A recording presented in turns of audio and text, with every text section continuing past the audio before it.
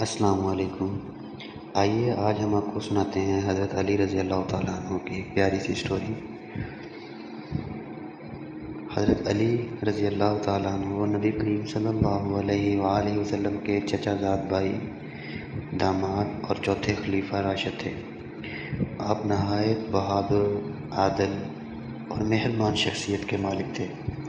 یہ واقعہ آپ کی زندگی کے ایک نرم اور پیار بھرے پہلو کو ظاہر کرتا ہے۔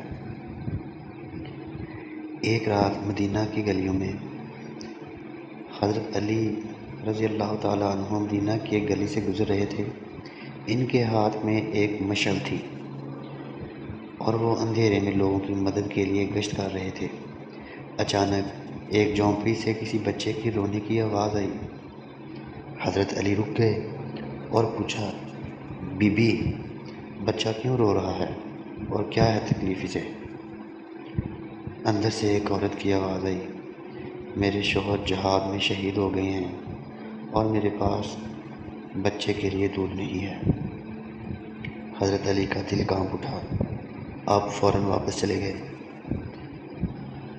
راشن کی تھیلی اٹھائی۔ کچھ ہی دیر بعد حضرت علی واپس آئے۔ ان کے کندھے پر آٹے، کھجوروں اور گھی کی ایک تھیلی تھی۔ انہوں نے خود وہ تھیلی اتاری اور کہا، اے اللہ، علی کی بخشش اس نیک کام میں ہے اور تو اسے قبول فرما۔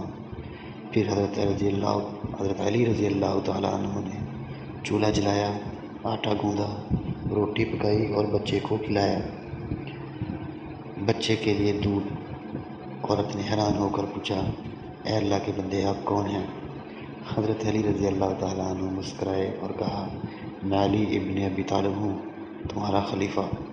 عورت شرمندہ ہو گئی اور رونے لگی، کاش یہ میں پہلے جان لیتی۔ حضرت علی نے کہا، علی خلیفہ ہے تاکہ یتیم کا باپ بنے اور پھر بھوکے کا خاتم۔ تو بچوں، اس سے کیا سبق ملتا ہے آپ کو؟ یہ تھا حضرت علی کا کردار، نہ غرور، نہ تکبر، صرف عاجزی، محبت اور انسانیت۔ آپ نے ہمیں سکھایا، اقتدار عیش کے لیے نہیں، خدمت کے لیے ہوتا ہے۔ یتیم کا آنسو پوچھنا اللہ کو بہت پسند ہے۔ اگر آپ مزید اس طرح کی پیاری پیاری کہانیاں مجھ سے سننا چاہتے ہیں یا اپنی مجھ سے سنانا چاہتے ہیں تو کمنٹ میں اپنی سٹوری شیئر کریں، ہم آپ کی سنیں گے۔ اگر آپ مجھ سے سننا چاہتے ہیں تو چینل کو سبسکرائب کریں اور بیل آئیکن کو پریس کریں۔ السلام علیکم۔